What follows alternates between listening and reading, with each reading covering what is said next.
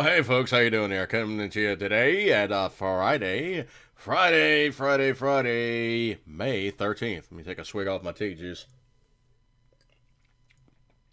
End of my tea juice at that. All right, today's iteration is going to be something kind of cool. If you go to the secondhand stores, you will find yourself all kinds of good used tech. And here's a piece of good used tech that I got for real cheap. Reason being is, well, it's an iPad-oriented device, but the hinge is broken. Does it mean it doesn't work? No, it's still a good Bluetooth keyboard. Now, how do these things actually work? Well, what they normally do is they normally interact with your device. So let's just grab my new phone here. You know what? Let's make it interesting. Let me grab my old phone. So, Samsung S3, nothing crazy. Don't have a SIM card on board, nothing crazy there. All right, so let's just say we want to interact with these two devices. So, literally, turn on the keyboard, tell it to look for the device, and it will now start blinking blue, telling me that it is now ready to interact with something else. Turning on my Bluetooth. I now have the menu pop up, and I have various items here. Bluetooth keyboard, and I have actually paired with this device before. So it now gives me a code to actually interact with this. And it's an arbitrary generated code. It's not the same thing every time. 944086. Hit enter to execute. Bam, keyboard paired. So essentially now we have this guy gigged up and ready to rock. Let's go over here and prove that it does work. So let's go over here real fast. And let's just do something really quick, simple, stupid, and I'll show you guys that it actually does work. Okay, now I do actually have this as a larger size, and you can see literally, you know, it's doing everything it needs to do. Nothing crazy. It's doing everything it needs to do. Now, the other thing, too, is also these things are kind of stupid in one regard, that if you do actually try to put two devices on here, it's going to go, not going to let you. Not going to let you. So, literally, you have to take the Bluetooth, turn it off, and then you go, okay, you just lost that device. Find a new device. Time for you to look again. So, then you put on the pair button. Starts blinking blue yet again. Hopefully, I can pick up my phone without dropping it. Okay, new phone, going over here, and we're now going to go over here to this one. Okay, drag, drop, turn on my Bluetooth, and it is now going, there might be something out here. So yeah, let's pair to the Bluetooth keyboard. 841595, so 841595, enter as an execute. Paired. You saw it do it. Now the cool part is pretty much any Android device is absolutely pretty much painful. No, it's going to be pretty much painless. So let's go back over to what we were just doing. Hopefully you guys can see this, and it is just, you know, gibberishies. I'm just, you know, fooling around with it, but I am showing you that it is working. Have my delete key working, clean off all this scribblese that I didn't need to have on there, and all this tech, if you do actually utilize it, there's a couple cool things that you have to remember about these things.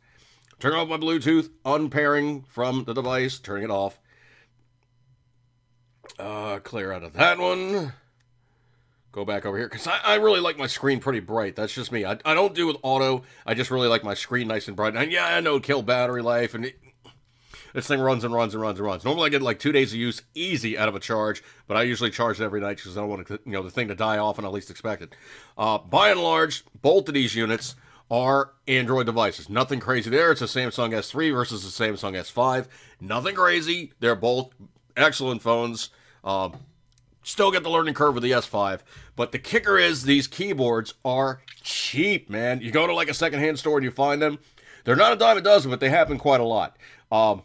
Usually, by and large, you have to remember the one important technical aspect about any Bluetooth device. It is going to be either oriented or it's going to be generic. These are generic. This one is intended for an Apple iPod. I'm sorry, Apple iPad. But the kicker is, because it is a Bluetooth-oriented device, it doesn't care who is using the protocols to say this is a letter press of letter A, letter B, letter C, letter D, letter E, and so on and so forth. Of course, all your character stuff. There is some secondary function keys you have to figure out if it works on your device or not. because it is actually oriented for an iPad. iPads have some certain protocols for like their word processing and certain other applications they're in. There's not going to be some crossover on certain things, and you have to kind of figure that out on your own by playing with these things. But I'll tell you what, man, having your phone playing mini terminal as you're typing away is so much easier than two-fingering the thing with my big hands and getting really bad spelling, and my amount of typos decreased through the frickin' floor when I use a actual almost correct size QWERTY keyboard versus the itty bitty little hunt and peck and kind of, oh crap, wrong letter, gotta go back to the beginning of the word. Peck, peck, peck, peck. Come on. No. That word, kill that letter. And the autocorrect is going, I'm not getting it. And it's giving you all kinds of screwed up iterations of wrong words. Oh, annoying as all get out. These Bluetooth keyboards save you and your sanity, and they're really, really cool. By and large, the cheaper used ones are going to be just as good as the newer, more expensive ones, and the fold-up guys that are like a nice little keyboard run like 70, 90. They're not cheap, man. I have yet to see one that works really, really well, and it also costs less. Now, the biggest thing you have to remember technologically with these guys is there's going to be sometimes a switch on them to say, no, I want you to work with an Apple product. No, I want you to work with a Microsoft or an Android product. There's going to be a couple versions of these things that actually do require you to do that. This one is generic. It doesn't care. It just says, okay, letter input of A, B, C, D, E, F, G. I got it. No problem. You just have to basically orient it to be correct with the use unit that you are usering at the time. So essentially what it is these guys don't care who talks to it. It just knows it's so stupid it has to work. So by and large, these things, if you get them on like, eBay or cruising around like pawn shops or flea markets or anything along those lines, the biggest thing you have to make sure from its very, very outset is whether they work. Now, the cool part about it is they actually do have micro USB chargers. So if you have a micro USB charger on your person, you go on some like flea market or something, you find a wall jack it in, try the unit out, see if it actually accepts the charge, turns on, pairs, and all the rest of the good stuff.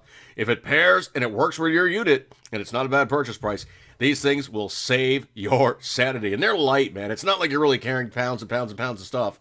You could throw this thing in your knapsack and you would hardly even know it was there.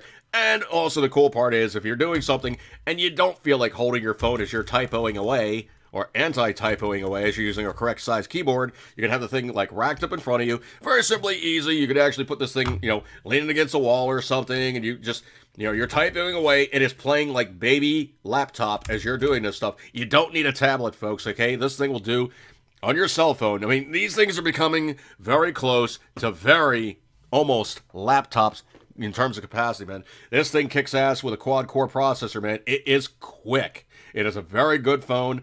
And I know there's the 6, I know there's the 7, I know there's other stuff coming out there, and, Apple products and all that craziness and what have you. By and large, man, I am sold on Samsung products, and I really, really, really like the fact this thing touches such awesome pictures and video. Sound quality, not nearly so much because it's kind of muffled, but man, I'll tell you what, when you're doing like any kind of like word processing type of stuff or texting type of stuff and you're using this keyboard, it is so painless, man. It is just on the fly talking to people and they're actually playing catch up as you're like texting the crap out of them. It is easier than just going, wrong. Just don't do that to yourself, okay? Get yourself a Bluetooth keyboard, make your life easy, and if you cruise the pawn shops, the flea markets, and of course eBay, you can get them really, really cheap. All right, you guys have a nice weekend. I'm going to break off of this one. Eat good, keep it turning. As always, you know you love it. Bluetooth keyboards save you from, damn you, autocorrect errors. Ugh, hate autocorrect. See you guys.